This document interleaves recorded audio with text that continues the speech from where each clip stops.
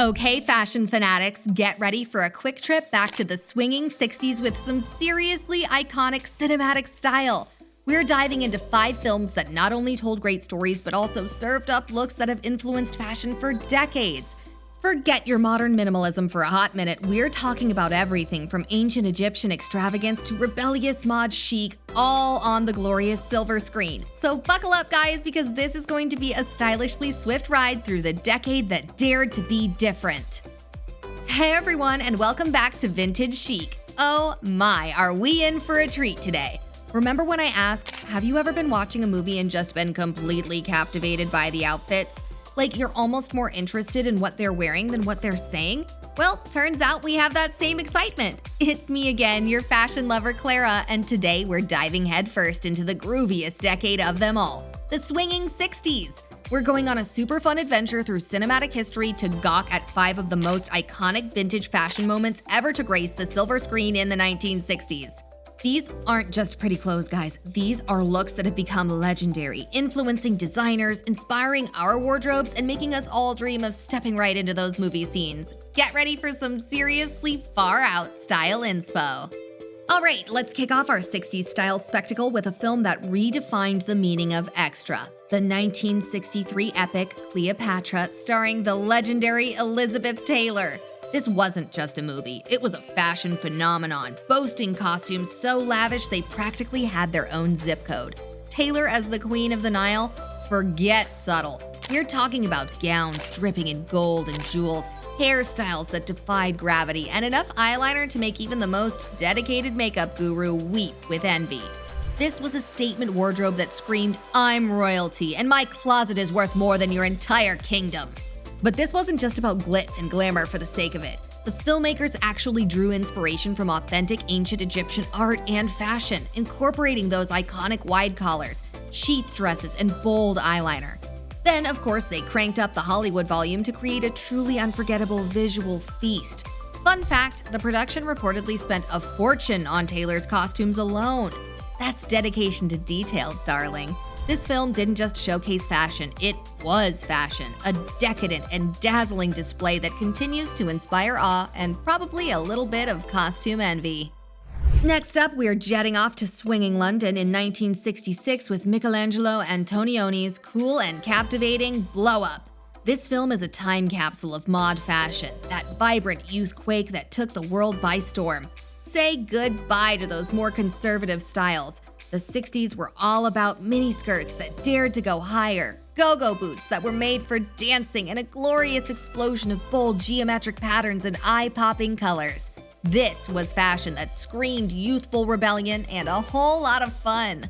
The mod movement was more than just clothes. It was a cultural phenomenon fueled by music, art, and a desire to break free from the past.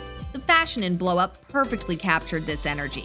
Think sharp, slim fit tailoring for the guys, and a fearless embrace of playful, often androgynous styles for the girls. Fun fact, the miniskirt became a symbol of female liberation during this era, championed by designers like Mary Quant. Blow Up wasn't just a film, it was a visual celebration of this exciting and revolutionary fashion moment. Now let's ditch the city slickers for some stylish outlaws with the 1967 classic Bonnie and Clyde. While not full-blown hippie just yet, this film definitely hinted at the more relaxed and rebellious styles that were starting to emerge. Faye Dunaway as Bonnie Parker, effortlessly cool even while robbing banks. Think bell-bottom jeans that signaled a move away from more structured silhouettes, paired with casual blouses and those iconic berets that suddenly made everyone want to look like a chic criminal. And let's not forget those neck scarves, adding a touch of unexpected flair to her outlaw look. While the full-on flower power hadn't quite bloomed yet, the fashion in Bonnie and Clyde definitely reflected a growing desire for individuality and a rejection of traditional dress codes. It was a style that whispered of freedom and doing things your own way. Fun fact, the real Bonnie Parker was known for her stylish appearance, and her on-screen wardrobe definitely took cues from her actual photographs.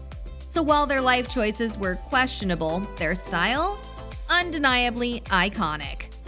Let's shift gears to the slightly more introspective and definitely awkward world of The Graduate, also from 1967.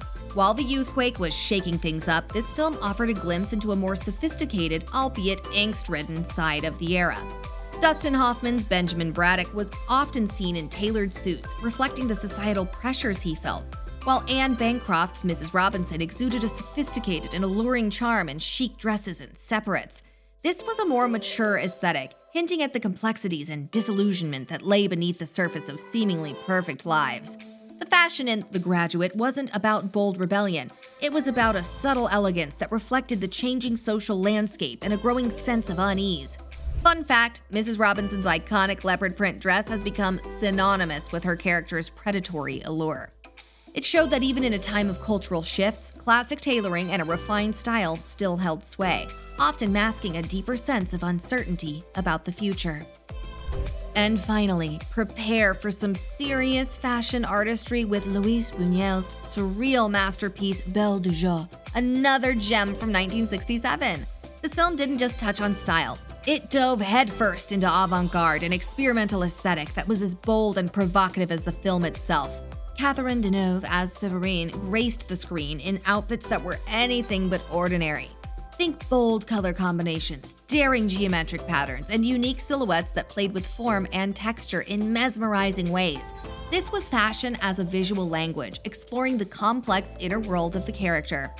Fun fact, the legendary Yves Saint Laurent himself designed some of the iconic costumes for Belle de Jour, perfectly aligning with the film's artistic vision. The fashion in this film reflected the late 60s, pushing boundaries in both art and fashion. Daring, sophisticated, and utterly unforgettable. It proved that clothing could be a powerful tool for exploring deeper themes of desire and identity. The 60s were overflowing with incredible style on screen. We can't forget the space-age chic of Jane Fonda in Barbarella, the glamorous excess of Sharon Tate in Valley of the Dolls, or the prehistoric minimalism of Raquel Welch in 1 Million Years BC. The 60s were a truly transformative decade for fashion, and cinema captured all its stylish glory. Want to bring some of that swinging 60s style into your wardrobe? Here are a few tips. Embrace the miniskirt. Go bold with color and pattern. Accessorize with a beret or neck scarf. Try a sleek tailored dress, and don't be afraid to experiment with your look. Well, my groovy viewers, that's our stylish trip through the iconic fashion of 1960s cinema. Let us know your favorite look in the comments below. Don't forget to like and subscribe for more vintage fashion fun. Stay stylish and keep it swinging. Peace out.